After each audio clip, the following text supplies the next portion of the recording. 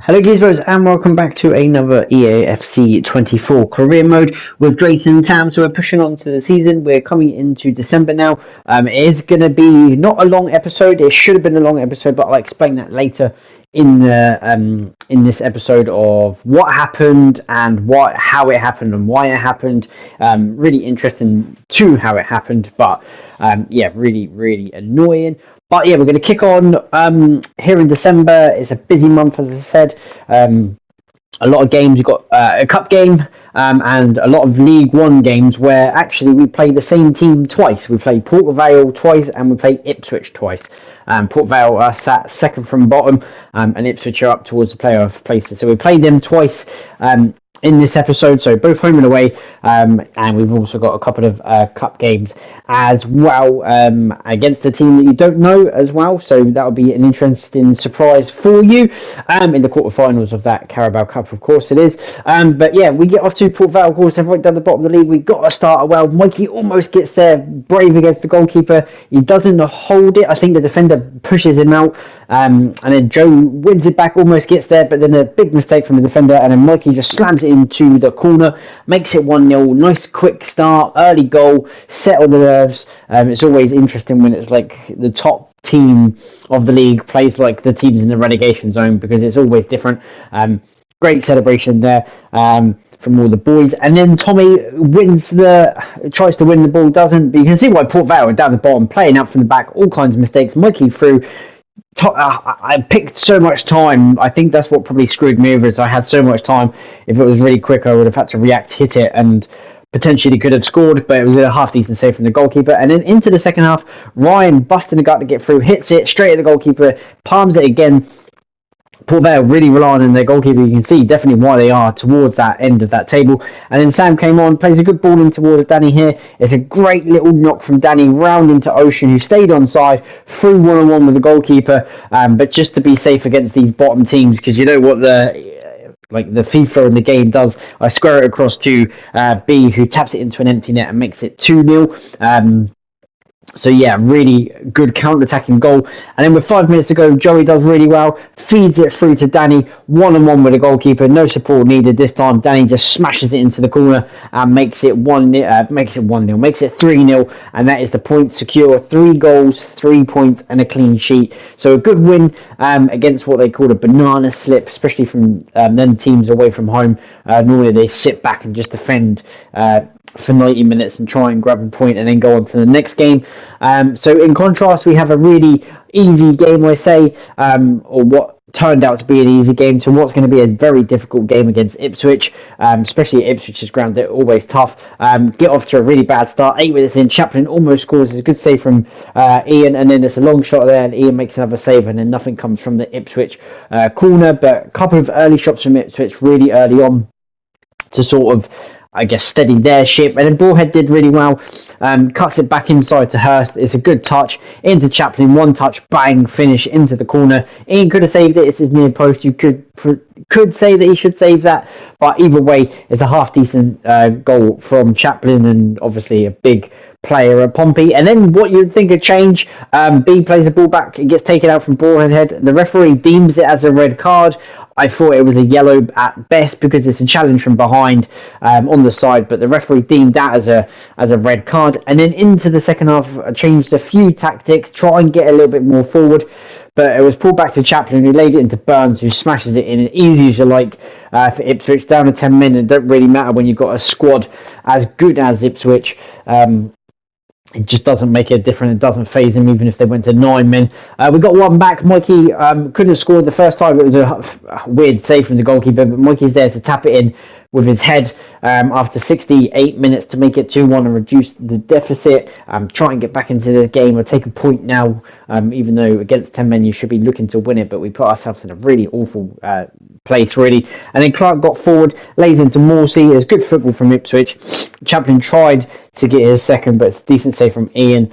And then, yeah, we lost the game 2-1, so it's a defeat away from home, which is really disappointing, but it is against the top side. So then we return our attention to Stevenage at home. Of course, we're unbeaten at home as well, I think, this season still. Nearly go in front Stevenage. Soft makes a half-decent save, but nothing came from that corner. And then really good football here. Mikey with a long little... I looked for a chip shot. It's a save by the keeper from Neil. Novio does well to win it into Mikey. Again, it's just really good football. One-touch football. Out towards Joe. Looks to see who's in the middle. Mikey, side foot volley, taps it in, makes it 1-0 after half an hour, and kind of the lead that we deserved, really. Stevenage had a few chances, but nothing that you would call concrete shots, really. So yeah, they was sort of on the back foot. Then Neil did really well, got a pass from B, cut back inside, really decent, back into B. He has a long shot, is held from the goalkeeper at the second attempt, but really weird save again. And then into the second half, trying to push forward, Mikey just latches on to another mistake. Look how high the line is from Stevenage, really weird. Mikey had the whole half to run through. This time, just smashes it, no placement, just as hard as you can, past the goalkeeper, makes no mistake. And you know, Mikey, he sort of doesn't miss one-on-ones. He hasn't done that in his whole career in real life, and on this, he always scores. So it'd be ruling the one that he did miss against Port Vale. A half-decent save from Soft, but it's poorly pushed out towards Ben Thompson, who scores to make it 2-1. And then, yeah, Stevenage were really going at it, really trying to get the equaliser. Tyler almost gave away a penalty, but it's a decent save from Soft from the shot there, and we deal with the danger and we win. So this is where the issue is. So we played 2 games in between this, and for some reason, I don't know if anyone can help me in the comments, but whilst after playing it, it's not even that I was playing the Port Vale game at home when it happened, so hence why the Port Vale game hasn't been sort of discontinued here, and I've got to replay it, even though it was like 20 minutes in, and I think it was 0-0, I can't quite remember. But we played Ipswich at home and then Tottenham away in the quarter-final of the Carabao Cup, but my PlayStation just turned off. The whole thing just turned off. My recording didn't save. I think I was like halfway through a recording, so it's like 35 minutes. I always do an hour recording because it's easier to do the clips. But yeah, it just wiped my whole sort of gallery, my save. We beat Ipswich 1-0 at home. Mikey scored the goal, which was good. And then we played Tottenham away in the Cup. We actually drew 2-2 in full time. I can't remember the goal scorers. I'll try and have to get that for the next episode on terms of the review of who did score in that. But I'm 100% certain that Kean and maybe Sam scored. I'm not 1,000% sure, but we won on penalties. It went to sudden death. We both missed one in the 5 each. Then we scored again in the thing, and then it went to that the next sort of round of sudden death. So sort of 2 lots of sudden death. They scored, we won, or scored, and then we won. So yeah, I am really sorry about that, guys. I don't know what happened. I'm going to change the way I do this editing for games. I always have it as 5 minutes each game, so I could do 2 games and just clip it, 15-minute clips, done and dusted maybe. But yeah, really disappointed, but we did win. Sets up a good semi-final game as well with a 2-legged one in that, so you'll see that soon. But yeah, hopefully I'll sort that out, guys. I did try and ferry through old clips and stuff like that, but nothing was coming back to me. So yeah, really disappointed in PlayStation that it did that. So the reverse fixture for Port Vale, they hit the post. I think Sov may have tipped it onto the post. Then Neil goes up the other end and misses a one-on-one with his right foot. Really poor shot it was. And then really good build up here. Joe out wide to B. Takes a touch into Mikey and then just curls it into the far corner. Really good finish from Mikey. Just bends it around the goalkeeper to make it 1-0. And I think this was probably the score line in the other game. I can't remember. It might have been 1-0 or 0-0. But I was only in the first half and I was really gutted from it. Into the second half, I kind of want to kill these games off. As I said, in the reverse fixture, Tommy almost gets there, but it's a decent save from the goalkeeper to tip it over. Tried to sort of exploit Port Vale's high line and mistakes that they want to play out the back, but couldn't really do that as much. They kind of did sit here and play the ball really high down. B just wallies it over the bar really high and handsome. And then Port Vale's best chance of the game, it's a free header. Tommy just let him go. Downward header. Sov makes the save. Ryan was on the line. Whether he would have got that, I don't know. But Sov's absolutely furious with the chance that they had from Port Vale. But yeah, you can see they're playing 3 at the back and 2 in middle. So I was trying to exploit that with 4 up up front, try and get through there. Joe hits it, in and off the bar. B was offside. It wasn't going in. It's actually a wonderful save from the Port Vale goalkeeper. What a save that is. Didn't do that in the away leg, but what a save that is. Absolutely fantastic reflexes to get that. So we win that, and obviously we beat them in a double, and of course we did that for Ipswich. And then we go into the Exeter game away, had to play in the pink kit and put them in the white kit. Mikey 1-on-1 again, misses. It's a decent save from the goalkeeper. I think it hit the left arm, but Mikey knows that he needs to put these chances away, because sometimes teams do catch up to us and we don't put it away. Exeter wanted a free kick they played on. He took his time with the shot. I don't know why he did, but it's a decent save from Ian. And then, yeah, just really decent football here. But I guess this is the turning point, because Mikey here, the defender wins the ball. The referee gives a free kick, so I'm thinking, okay, it's a free kick. Is it going to be a yellow card? I was happy to get the free kick, even though it wasn't a free kick. And then she banishes a red card out of nowhere. I was like, oh, okay, I'm going to take that decision going our way for once, but it generally wasn't a free kick. At best, a red card. Look, you can see he wins the ball, clears the ball. Maybe he comes from behind. I don't know how it is. They make a sub anyway, but it's a red card. But for our advantage, we don't sleep on that. We have to take advantage of that. We haven't previously, especially against Ipswich. Mikey's free kick sort of low, but it's well held by the goalkeeper. So into the second half, Exeter really defended well. Mikey's long-range shot is tipped over the bar from the goalkeeper. Mikey trying to make amends, I guess, from the couple of missed chances he had. But Neil put it in a deeper corner than he normally does. And this time he finds Dan Everett and a smashing header into the far corner. Makes it 1-0 after 68 minutes. That seems to be our lucky number at the moment, but it's kind of like when I scored, I was like, oh, finally we scored. But then straight from kickoff, classic pro clubs or ultimate team or whatever, I thought he was offside, but Jax was playing him on, and then he just Jews goals it across, and it's a simple tap in. He could have saved it, I'm not too sure, but then I was like, for fuck's sake, when that happened. And then we broke away. I put like everyone up front.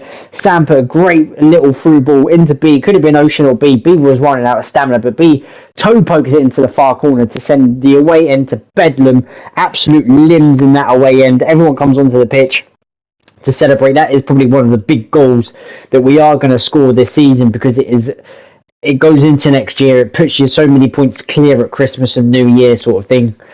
B celebrating, you can just see with a toe poke of the outside of the right foot, celebrates with the away fans as well. But yeah, it was a hard-fought victory, and it's more harder when it's 10 men. But as you can see, with 10 points clear, the gap between the playoffs is up to 11th, I think, and anyone can sneak in. It looks like the bottom two teams are down, MK Dons and Port Vale. I think we still got to play MK Dons, but yeah, up to around about sort of 11th, I would say, that can still get into the playoffs.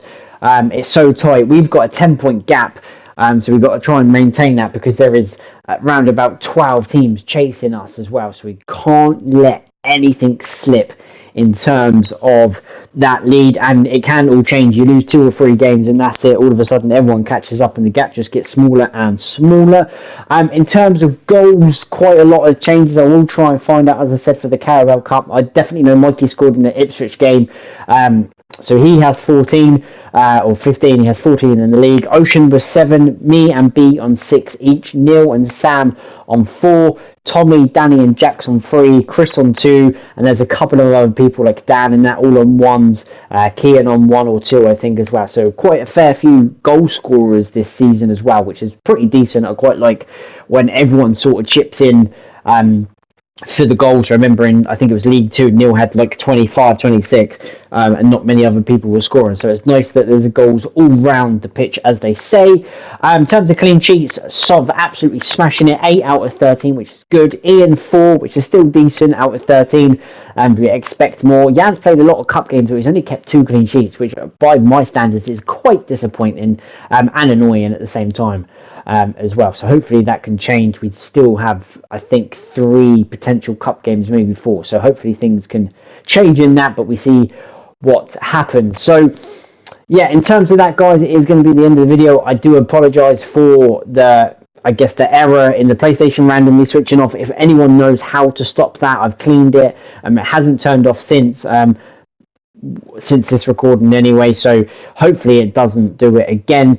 But yeah, that is the end of the episode, guys. If you're new around here, hit that subscribe button. It is free to do so. I really appreciate that as well. Hit the like button, comment as well, and I shall see you all for the January episode. See you later, guys.